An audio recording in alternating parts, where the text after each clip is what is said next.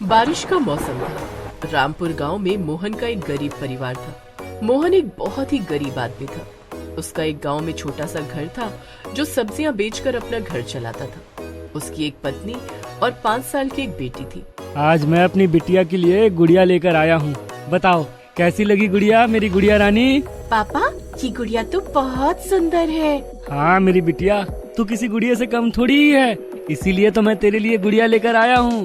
पापा, मुझे भी इस गुड़िया की तरह झुमके पहनने हैं। इतने में वहाँ पर गुड़िया की माँ पानी लेकर आ गई। मोहन ने पानी पिया। अरे वाह, आप तो अपनी गुड़िया के लिए गुड़िया लेकर आए। अगले दिन जब मोहन काम पर चला गया तब गुड़िया अपनी माँ से अपने कान छिदवाने की जिद करने लगी। माँ, मेरे भी कान छिदवा दो ना। हाँ हाँ, अभी तो बहुत छोटी है। तभी घर के बाहर एक कान छेदने वाला जोर जोर से आवाजें लगाने लगा। कान छिदवा लो, कान छिदवा लो, जल्दी जल्दी कान छिदवा लो। गुड़िया की माँ घर के बाहर आ गई। उसने देखा कि आसपास की औरतें अपनी बच्चियों के कान छिदवा रही थी। अरे बहन जी, आपकी बेटी तो अभी बहुत छोटी है। यही तो उम्र होती है बच्चियों के कान छिदवाने की। ज्यादा बड़ी हो जाएगी तो कान छिदवाने में दर्द होगा। ये सब देखकर गुड़िया की माँ को भी अपनी बेटी गुड़िया के कान छिदवाने का आइडिया आया। चल बेटा, तू बार बार कहती थी ना कि मेरे कान छिदवा दो, चल आज तेरे कान छिदवा ही देती हूँ। तो उस दिन गुड़िया के भी कान छेद दिए गए। लेकिन सबसे चौंकाने वाली बात ये रही कि बाकी सभी औरतों की बच्चियां कान छेदते समय चिल्ला रही थी, रो रही थी, लेकिन गुड़िया जरा सा भी नहीं चिल्लाई। अरे वाह गुड़िया, सभी लड़कियां तो कान छिदाते समय बहुत जोर जोर से चिल्ला रही थी, तू तो जरा सा भी नहीं रोई। तो इस तरह धीरे धीरे वक्त बीतता गया और गुड़िया 15 साल की हो गई। एक दिन जब वो अपने स्कूल में थी तब उसकी मैडम अपने कानों में बड़े बड़े झुमके पहन कर आई। मैडम, आपके बड़े बड़े झुमके तो बहुत सुंदर लग रहे हैं।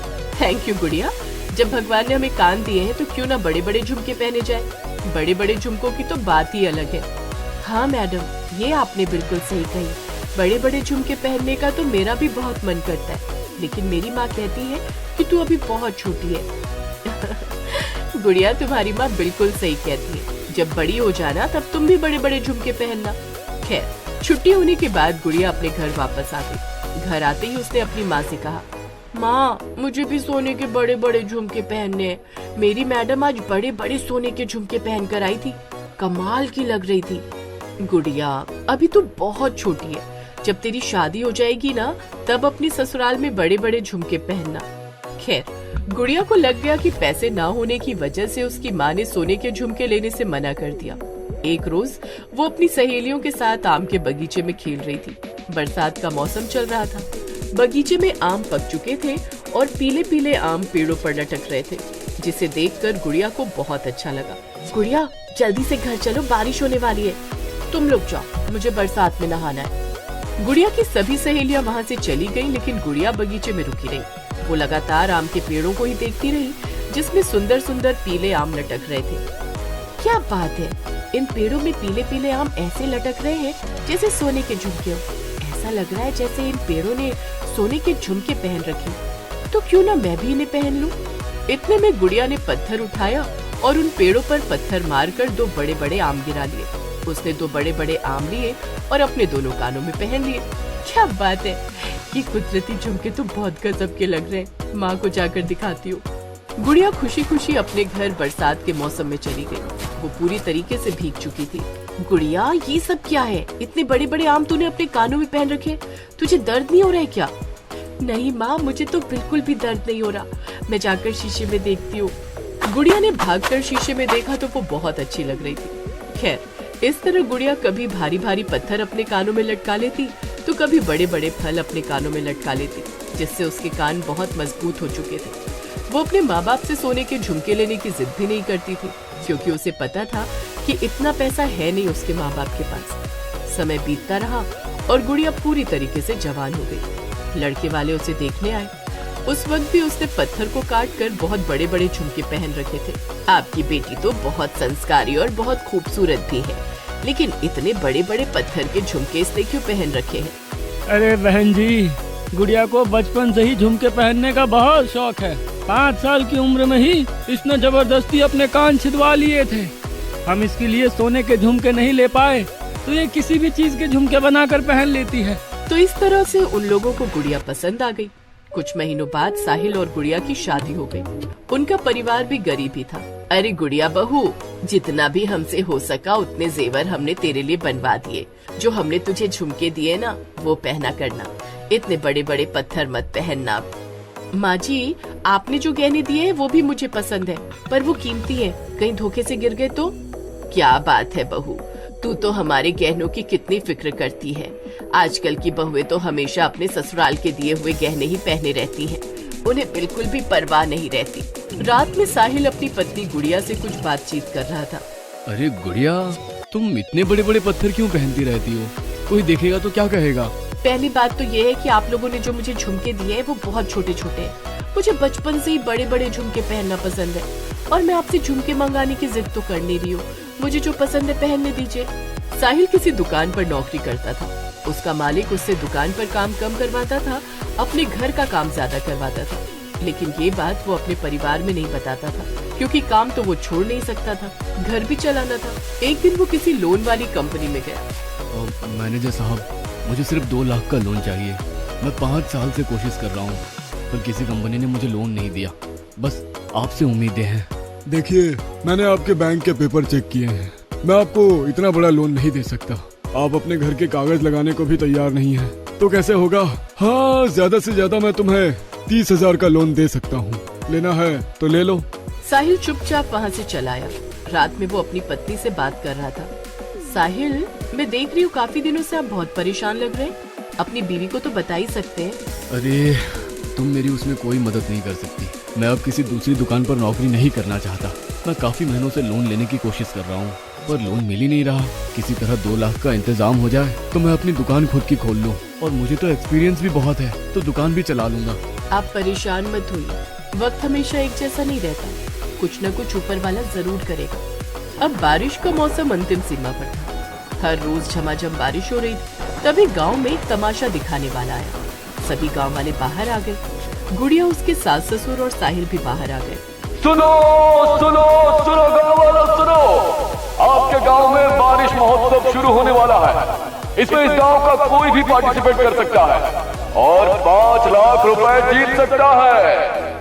अरे भाई, ये बारिश महोत्सव तो बहुत अच्छा है, लेकिन 5 लाख रुपए कोई कैसे जीत सकता है? क्या करना होगा उसके लिए? बताता हूँ। इस घनघोर बारिश में कच्ची मिट्टी वाली फिसलन भरी जमीन पर अपने दोनों कानों में 500 ग्राम के पत्थर के झुमके पहनकर दौड़ना है। अगर फिसल कर गिर गए तो आप हार जाएंगे। कान से खून भी निकल सकता है तो भी आप हार जाएंगे, लेकिन फिक्र मत कीजिए, डॉक्टर 24 घंटे हमारे पास रहते हैं। मैं इस खेल को खेलने के लिए तैयार हूँ। गुड़िया, तुम पागल हो गई हो क्या? एक कान में 250 ग्राम पहनना है और दूसरे कान में भी 250 ग्राम।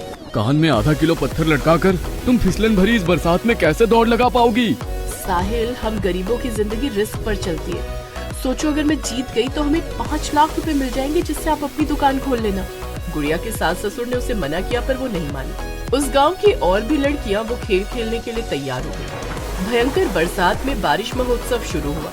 तो गांव वालों, एक बार जोरदार तालियों से स्वागत कीजिए आपके ही गांव की बहू गुड़िया का।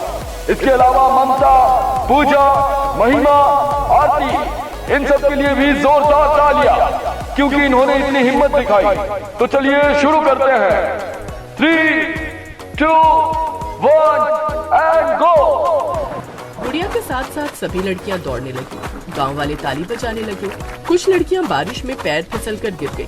कुछ लड़कियों के कान से खून निकलने लगा, लेकिन गुड़िया नहीं रुकी। उसके कान पहले से ही इतने मजबूत हो चुके थे कि 500 ग्राम का वजन वो आसानी से झेल ले रही थी। और अंत में गुड़िया ही बारिश महोत्सव का खेल जीत गई। गांव वालों, एक बार जोरदार तालियां हो जाए आपके गांव की ही बहू गुड़िया के लिए, क्योंकि इस बारिश महोत्सव का खेल गुड़िया ने जीत लिया है। गुड़िया जी, मुबारक हो आपको। ये रही आपकी 5 लाख की चेक। अब अगला महोत्सव किसी दूसरे गांव में होगा। फिर मिलते हैं। बाय बाय गांव वालों। बहू, तूने तो कमाल कर दिया। इतने भारी भारी पत्थर तेरे कानों में पहनाए गए, तूने कैसे झेल लिया? माँ जी, मैंने आपको बताया था ना कि मैं बचपन से ही कभी अपने कानों में पत्थर पहन लेती थी, तो कभी कोई फल पहन लेती थी, जिससे मेरे कान बहुत मजबूत हो गए थे। अगर ये लोग मुझे 1 किलो का पत्थर भी पहनाते तो भी आज का ये खेल मैं ही जीतती थी। तो इस तरह से उन 5 लाख में से साहिल ने अपनी बड़ी सी दुकान खोल ली और वो लोग खुशी खुशी रहने लगे। बुढ़ऊ, तुम यहाँ पर बैठे बैठे काहे खांस रहे हो? शर्म नहीं आती? यहाँ सब बहू बेटियां हैं। चुपचाप जाकर कमरे में बैठो या किसी कोने में बुढ़ों के साथ बैठो जाकर। आज गजोधर के छोटे बेटे कार्तिक की शादी की तैयारियां चल रही हैं। गजोधर कुछ बोल नहीं पाता और चुपचाप घर के बाहर निकल जाता है। ये बुढ़ा हमेशा मेहमानों के सामने हमारी बेइज्जती कराया करता है। मैंने इतना बोल दिया कि कमरे में बैठो जाकर, तो इतने में घर से बाहर चला गया ये बुढ़ा।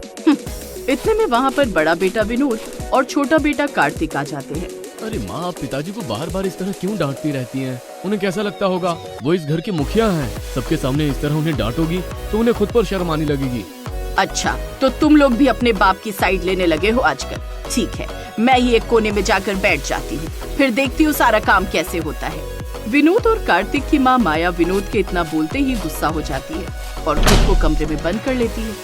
सब लोग दरवाजा पीटते रहते हैं, लेकिन वो दरवाजा नहीं खोलती और ना ही कुछ बोलती है। आपको माँ जी से इस तरह बात नहीं करनी चाहिए थी। अब ऐसा कीजिए, दरवाजा तोड़ दीजिए, वरना कहीं माँ जी कुछ गलत न कर बैठे। नीलम, तुम सही कह रही हो। कार्तिक, जरा पीछे हटना, मैं दरवाजा तोड़ता हूँ। विनोद 5 कदम पीछे जाता है और भागकर दरवाजा तोड़ने ही वाला होता है, लेकिन जैसे ही वो दरवाजे को छूता है वैसे ही उसकी माँ अंदर से दरवाजा खोल देती है और विनोद दरवाजे के अंदर जाकर दीवार से भिड़ जाता है और उसे चोट लग जाती है। तुम सब लोग अपने बाप पर ही गए हो। थोड़ी देर बाथरूम में जाकर हल्का क्या होने लगी, तुमने तो दरवाजा ही तोड़ दिया। कल शादी है, शादी से पहले इतना बड़ा अपशगुन कर दिया तुम लोगों ने। अब कोई न कोई गड़बड़ तो शादी के बाद जरूर होगी। माँ जी, आप ऐसा क्यों बोल रही हैं? ऐसा कुछ नहीं होगा। तू तो चुप ही कर बहू, ये मेरा घर है और यहाँ सिर्फ मेरी चलेगी। मुझे आज के जमाने की सास मत समझ लेना जिसे तू दबा ले जाएगी। ठीक है माँ जी, अब हम लोग कुछ नहीं बोलेंगे। जैसा आप कहेंगी वैसा ही होगा। अब चलिए शादी की तैयारी करते हैं। कल बारात निकलनी है कार्तिक की। देवर जी को थोड़ा समझा देती हूँ। अगले दिन कार्तिक बारात लेकर प्रियंका के घर पहुँच जाता है। सब लोग डांस कर रहे होते हैं। कार्तिक अपने पिता गजोधर को भी डांस करने के लिए ले जाता है, लेकिन तभी उसकी माँ माया वहाँ पर आ जाती है और गजोधर को घसीटकर गाड़ी में बिठा देती है। चुपचाप इस गाड़ी में बैठे रहो। पैर कमर में लटक रहे हैं और जवानी अभी भी चढ़ी हुई है। ये कोई उम्र है डांस करने की? इतना कहकर माया वहाँ से चली जाती है। मैं हर बार कोशिश करता हूँ कि मुझसे कोई गलती ना हो, पर पता नहीं कैसे मुझसे हर बार गलती हो जाती है। शादी की सभी परंपराएं आगे बढ़ने लगती हैं और वरमाला का समय आ जाता है। वरमाला के बाद सभी रिश्तेदार फोटो खिंचवाने के लिए दूल्हा दुल्हन को आशीर्वाद देते हैं। गजोधर को भी कार्तिक स्टेज के ऊपर ले जाता है, लेकिन माया उसे धक्का देकर वहाँ से भगा देती है। नई नवेली दुल्हन यानी नीलम की देवरानी प्रियंका को ये सब देखकर अच्छा नहीं लगता है। खैर, विदाई हो जाती है और प्रियंका अपने ससुराल आ जाती है। कार्तिक, ये तुम्हारे सगे पिताजी है ना? हैं? प्रियंका, ये तुम कैसे सवाल कर रही हो? मैं जब से यहाँ पर आई हूँ, यहाँ तक कि शादी के दिन भी, मैं देख रही हूँ कि ससुर जी की बिल्कुल इज्जत नहीं है इस घर में। माँ जी जब देखो तब बहुत बुरी तरीके से उन्हें लताड़ देती हैं। ये उनका रोज का काम है। धीरे धीरे तुम्हें आदत पड़ जाएगी। मैं ससुर जी से बात करती हूँ। तुम कुछ ऐसा वैसा मत कहना उनसे। जैसा चल रहा है चलने दो। आप परेशान मत हो, मैं इतनी समझदार हूँ, मैं सब संभाल लूंगी। इतना कहकर प्रियंका अपने ससुर गजोधर के कमरे में चली जाती है। आप अपने ही घर में इतना सब कुछ क्यों बर्दाश्त करते हो? कुछ न कुछ करना पड़ेगा, वरना इस तरह का माहौल अच्छा नहीं होता। आने वाले बच्चों पर क्या प्रभाव पड़ेगा? प्रियंका, तुम इन सब चक्करों में मत पड़ो, ये तो मेरा रोज का काम है। प्रियंका और गजोधर चुपके चुपके बातें कर रहे होते हैं। तभी दूर से माया सब कुछ सुन लेती है और उसके कमरे में आ जाती है। ये सब क्या हो रहा है? तुम्हारी जवानी गई नहीं है अभी तक। नई नवेली बहू से अकेले अकेले कमरे में चुपके चुपके क्या बातें कर रहे हो? कोई चक्कर चल रहा है क्या? बूढ़ऊ, तुमको लेकर तो मैं परेशान हो गई हूँ। अरे माँ जी, आप तो अंतर्यामी निकली। हम दोनों के बीच चक्कर चल रहा है, ये आपको कैसे पता चला? खैर, शाम तक कुछ और भी पता चलने वाला है आपको। इतना कहकर प्रियंका अपने ससुर गजोधर को लेकर वहाँ से चली जाती है। तभी प्रियंका एक बार रुकती है और पीछे पलट कर बोलती है, आपको ससुर जी से बहुत ज्यादा तकलीफ होती है ना, इसलिए मैं इन्हें लेकर अपनी बुआ के घर जा रही हूँ। यहीं पास में ही रहती है। इनका भी मन बहल जाएगा और आपको भी थोड़ा सुकून मिल जाएगा। इस तरह से प्रियंका अपने ससुर गजोधर को लेकर वहाँ से चली जाती है। रात हो जाती है और माया अपने बेटे से कहती है, रात हो रही है कार्तिक, तेरी नई नवेली दुल्हन अभी तक गायब है। तुझे खबर है या नहीं? अरे माँ, प्रियंका अकेली नहीं गई है। वो पिताजी के साथ अपनी बुआ के घर गई है, अभी आती होगी। पिताजी साथ है तो किस बात की टेंशन। माया के दिल में अंदर ही अंदर न जाने क्या क्या चलने लगता है। तभी अचानक डोरबेल बजती है। माया भागकर दरवाजा खोलती है और जो देखती है वो देखकर उसके पैरों तले जमीन खिसक जाती है, क्योंकि प्रियंका और उसके ससुर गजोधर दोनों के गले में वरमाला थी। दोनों शादी करके आ चुके हैं। विनोद, नीलम, कार्तिक, जल्दी आओ। ये देखो बुढ़े को क्या हो गया है, अपनी बहू से शादी करके आ गया। नीलम, विनोद और कार्तिक भी वहाँ पर आ जाते हैं और अपने पिता को प्रियंका के साथ इस हालत में देखकर दंग रह जाते हैं। अरे छोटी देवरानी, तू पागल हो गई है क्या? ये तेरी बाप की उम्र के हैं। तुझे जब किसी बूढ़े इंसान से शादी करनी थी तो देवर जी को मना कर देती शादी के लिए। मुझे गजोधर जी पहले से ही बहुत पसंद है। मैं गजोधर जी तक पहुंच सकूं, इसीलिए तो मैंने कार्तिक से शादी की और मुझसे बकवास करने की कोई जरूरत नहीं है। मेरे पिता एक जज हैं, मेरी माँ एक सरकारी वकील और मेरा भाई एक IPS ऑफिसर है। तुम लोग मेरा कुछ नहीं कर सकते। पैसों के लालच में सासू माँ ने हमारे परिवार से रिश्ता तो कर लिया, अब भुगतो सब लोग। मैं इसी घर में रहूंगी सासू माँ। अब आप अपने बुढ़े को मेरे साथ इसी घर में हर पल देखोगी। अब जाओ चुपचाप, हम सबके लिए खाना बनाओ जाकर। ये लोग हमारे प्यार को नहीं समझेंगे प्रियंका। जिसको हमारा रिश्ता मंजूर नहीं है वो इसी वक्त मेरा घर छोड़कर जा सकता है। इतना कहकर गजोधर प्रियंका का हाथ पकड़ता है और अपने कमरे में उसे लेकर चला जाता है। कार्तिक को कुछ समझ नहीं आता। शाम को कार्तिक के पास उसकी भाभी नीलम आती है। देवर जी, आप परेशान ना हो। ये बात अगर घर से बाहर गई तो हमारे परिवार की बदनामी होगी। तो अब मैं क्या करूं भाभी? मैं भी दूसरी शादी कर लूं क्या?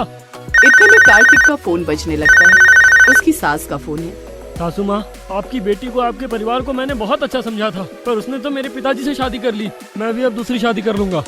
ऐसी गलती भी मत करना कार्तिक, वरना पूरा परिवार पूरी जिंदगी जेल में सड़ते रहोगे। मेरी बेटी आजाद है, वो जो चाहती है वही करती है। इतना कहकर कार्तिक की सास फोन काट देती है। कार्तिक रोने लगता है। मेरी तो जिंदगी ही बर्बाद हो गई भाभी। कार्तिक, मेरी देवरानी बहुत अच्छी है और दमदार भी। भाभी, आप भी प्रियंका की तारीफ कर रही हो? तुम बहुत भोले हो देवर जी। सुनो फिर। नीलम उसे सारी बात बता देती है। देखो कार्तिक, तुम प्रियंका को गलत मत समझो। उसके घर में सभी लोग कानून के रखवाले हैं, इसलिए ऐसे लोग जहाँ भी गलत होते हुए देखते हैं, उसे सुधारने के लिए वो लोग किसी हद तक जा सकते हैं। मैं कुछ समझा नहीं भाभी। मेरी देवरानी जो भी कर रही है मुझे बताने के बाद ही कर रही है। ससुर जी के साथ मिलकर वो सिर्फ शादी का नाटक कर रही है। कार्तिक ये सब सुनकर हैरान हो जाता है। नाटक? प्रियंका पिताजी से शादी का नाटक क्यों कर रही है? 1-2 दिन में सब पता चल जाएगा। इसी तरह 2-3 दिन बीत जाते हैं और प्रियंका माया पर बहुत जुल्म करती है। उससे सारा काम करवाती है, गजोधर के पैर पकड़ने तक मजबूर कर देती है। तब जाकर गजोधर का खोया हुआ सम्मान और आत्मविश्वास लौट आता है। लेकिन इस सब के बाद माया बहुत बीमार पड़ जाती है और बिस्तर पर लेट जाती है। मैं मरने वाली हूँ। कहते हैं ऊपर वाला हर किसी को उसके कर्मों का फल इसी जन्म में दे देता है।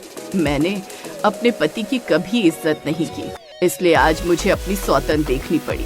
अंतिम समय में मैं आप सभी से माफी मांगती हूँ। माया अपने पति गजोधर से और बाकी सभी से माफी मांगती है। तभी वहाँ पर प्रियंका के माता पिता भी आ जाते हैं।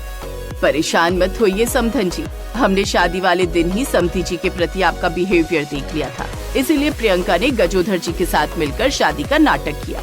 आदमी एक घर का पिलर होता है, आदमी एक घर को अपने कंधे पर उठा लेता है, इसीलिए कभी भी उसे इंसल्ट नहीं करना चाहिए। लेकिन समधन जी, आप तो इंसल्ट पर इंसल्ट किए जा रहे थे, इसीलिए मेरी बेटी को ये स्टेप लेना पड़ा। हाँ माँ जी, मेरी प्यारी देवरानी ने मुझे बताकर ही सब कुछ किया। मुझे माफ कर दीजिए जी, मुझसे गलती हो गई।